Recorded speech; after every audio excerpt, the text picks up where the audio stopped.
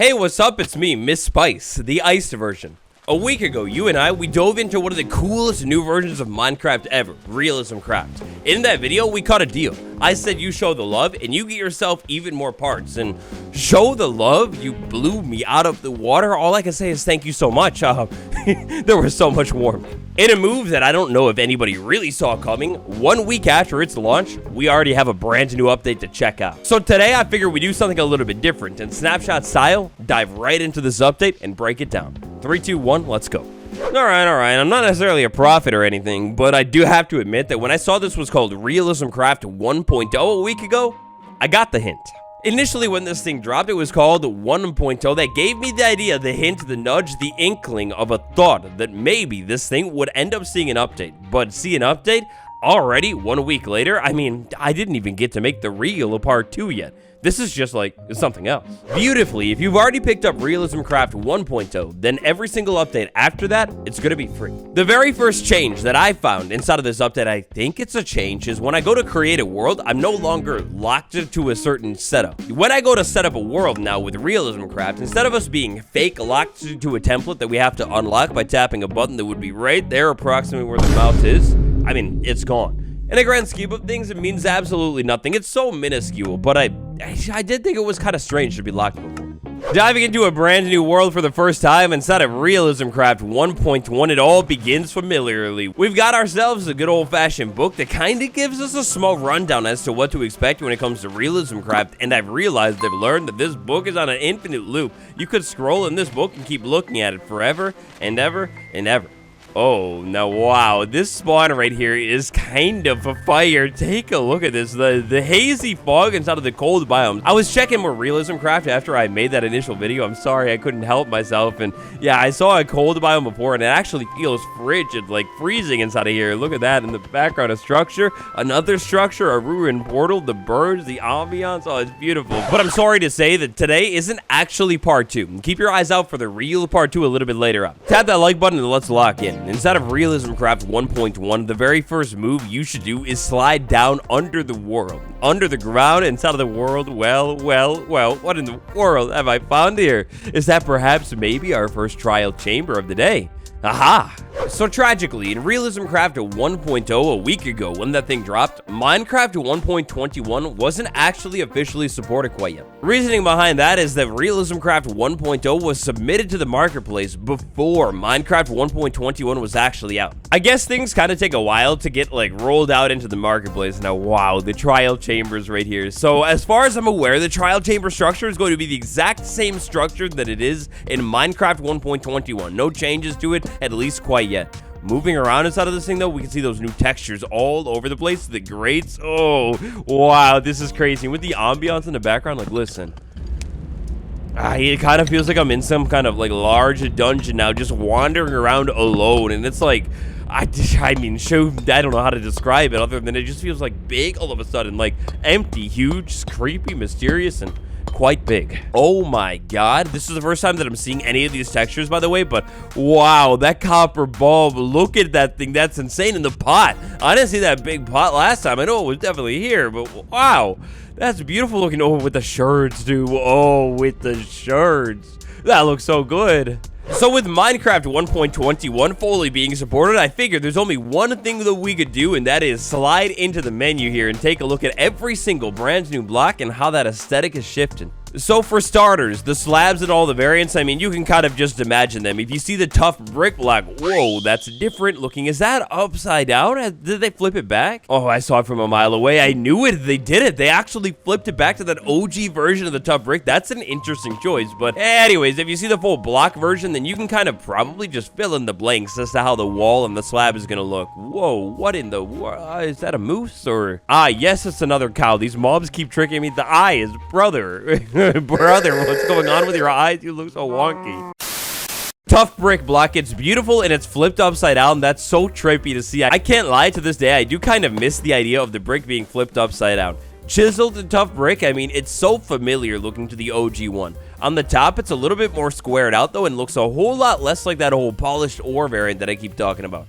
polished tough. Speaking of polish, I mean, it's clean, it's smooth looking. I suppose pulling out a couple other polish blocks and taking a look, I mean, these are a standout. These look way more smooth and kind of like different looking than the other polished ones. Chiseled tough, one of the most fascinating blocks of all time. I kind of wish I could see my new guide house with all of these textures because these are so interesting looking. And then a big thing that I got wrong in that part 1, the tough wasn't updated. No, it definitely was updated. From doing a little bit more digging into this amazing pack, I have since learned that every single texture in the entire game, new 1.21 stuff, old Minecraft like 1.4 stuff, it doesn't matter. Every single texture has been updated here. Even if like tough, it seems to be barely updated, it definitely was updated. Copper. Copper is fascinating looking. Initially, this block right here, which we didn't really check out too much in part 1, I mean, this is the same, I think, and it's just so clean looking. I love it. Now, for the other copper versions, I don't really exactly know how to go about this today because we kind of have 4 versions of every single block and the waxed and unwaxed. For starters, waxed and unwaxed, there is no difference at all. Follow-uppers, the other differences between oxidized and unoxidized, I mean, it's just that color difference. When I place this down around all of the other new ones, I kind of look at this one and go, hey, they didn't change that at all, but...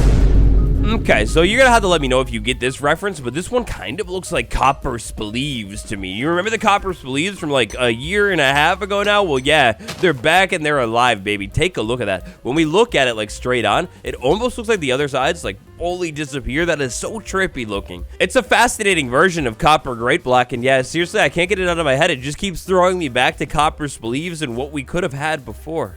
The copper door. The copper door is so polished looking. Take a look at this new texture. It looks a whole lot more like a dungeon, like how that grating situation is going on. It feels evil. And beautifully, that copper trap door. I'm always a good fan of a good looking trap door, and the good looking trap door, I mean beautiful. We have it right here. Look at how good that is. It's so like closed off. It definitely looks like a vent or something instead of what would be a spaceship or a sci-fi lab or something now. That's crazy. Oh my god, the mob sounds that are going on under the ground right here. It must be a cave or something. That is like, that's intense sounding.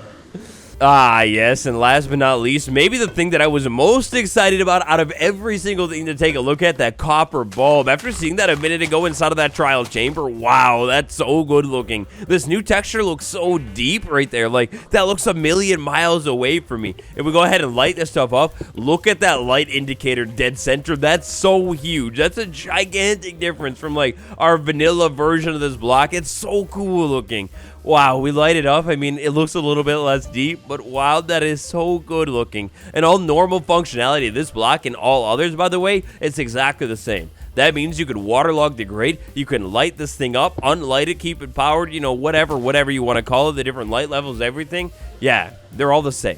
Which brings me to one of the biggest questions that I saw going on in part 1, which is, can you check out this pack with the classic and default textures? And unfortunately, to my knowledge, I don't believe there is a way to do that. That means if you're going to roll with Realism Craft, you have to commit to all of these different textures as well. Now, thankfully, things aren't too different in the grand scheme of things. Like, it's vaguely familiar. But yeah, not going to lie, it would be kind of a cool idea. I don't know how it would work with the different animations, like the geese and everything, but to be able to see the classic of Minecraft textures here.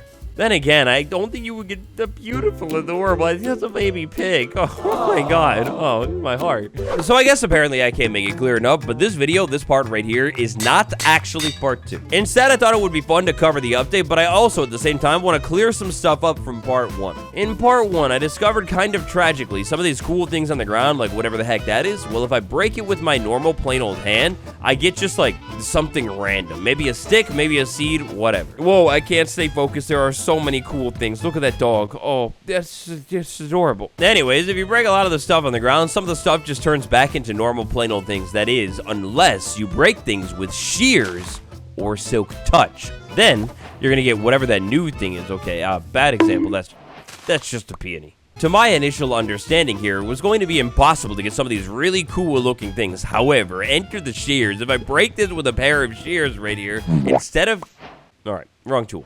Before too long, I run around and find something fascinating looking. This beautiful tool with a beautiful name also has silk touch on it. With silk touch on it, I break it, and just like that, I get the beautiful, unique, whatever the heck that thing is. many of the fascinating, unique new things, all you need to do is get your hands on a little bit of silk touch or shears in some cases, and you'll be able to get those things. Now, I was having a little bit of difficulty trying to figure out what tool you should use on which thing, but it seems like the common rule is like, if it's a plant thing, probably consider using shears. So like these leaves right here, leaves are a plant, that means use shears. The mushroom cool side things on a tree, we use shears because a mushroom is also a plant, right?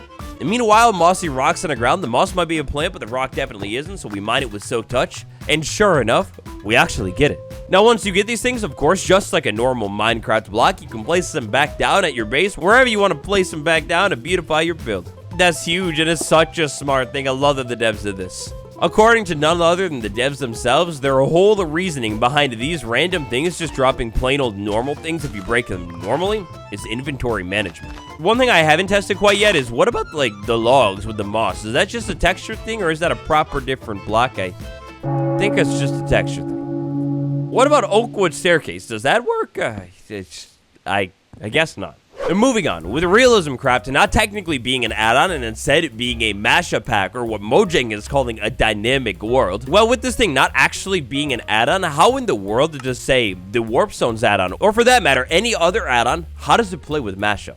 So I picked up quite a few different add-ons. I don't have the time to test every single one. But from doing a little bit of background digging into Realism Craft, I've since learned that any Spark Universe add-on, or at least right now the Fire Spark Pets add-on and the Spark Weather Events add-on, those are both compatible with Realism Craft. It seems like inside of the Realism Craft Discord, which I found on their Twitter, I'll link it down below, they're going to be updating one of the channels with a little bit more information as to what add-ons actually work with this pack. Oh, wow. The other mods, I'm still, like, definitely not using them. Why in the world is the Drowned wandering up in the lane? Do they just do that on Bedrock? On Java, they only stay in the water. But, wow, the new version of the Drowned is so cool looking. Like, feels like it definitely was a person that drowned, actually, in those beautiful blue eyes. I get lost in them every minute. It looks like me in real life. All right, now walking around, flying around the rest of the world for the final change. Back to the update, at least final change that I'm aware of inside of this update. It's everywhere, all over the place. In Realism Craft 1.0, the initial video that I dropped, you might have noticed that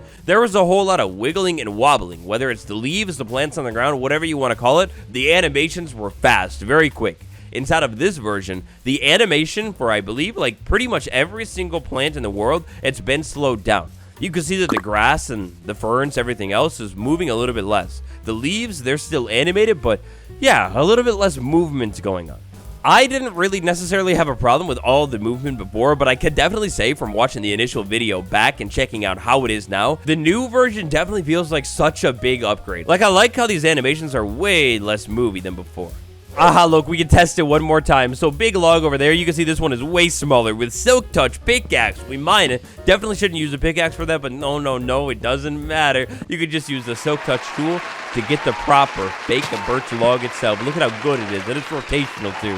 Ah, that is one of the most amazing things I found out. And it's something we checked out in part 1. Keep in mind that there are actually so many custom blocks inside of this pack. Like, it's almost like one of those nature add-ons or whatever you want to call it. It's actually properly insane. Wait a second. How did I almost forget?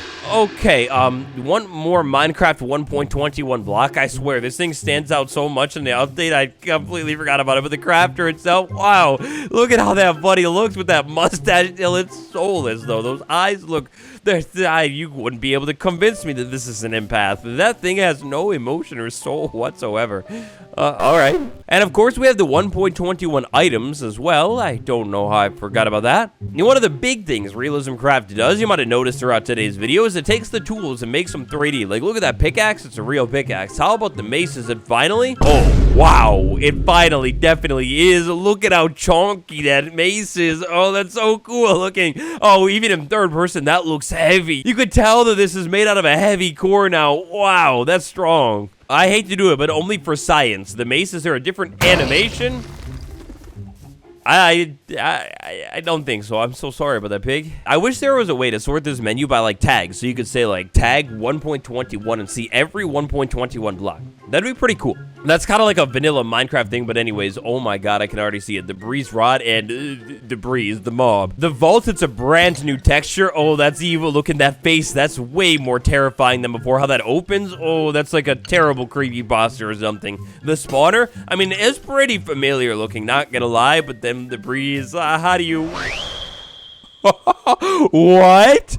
Whoa, bro, the mohawk that's going on, or the ponytail, I don't know what the heck that is, but dude, no way, do they all look the same? Probably, they probably all look the same. Wow, oh, that's insane looking.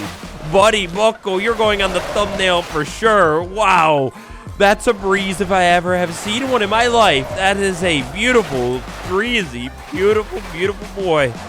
Wow. Oh, that's so fire. That is so cool. Realism Craft 1.1, the 1.21 update. Let me know what you think about those brand new textures and all of it down below. If you checked out this part without checking out part 1, oh man, you're missing out. Check out part 1 next and stay tuned for the real part 2. Thanks for watching. Hope you enjoyed. It's been me, Waddles. I would like to send a huge thank you to my patrons, Ground Crazy May, Medical Boomstick, Fire Dragon 19, Steve M, and Nick C. I'll see you all tomorrow. Goodbye.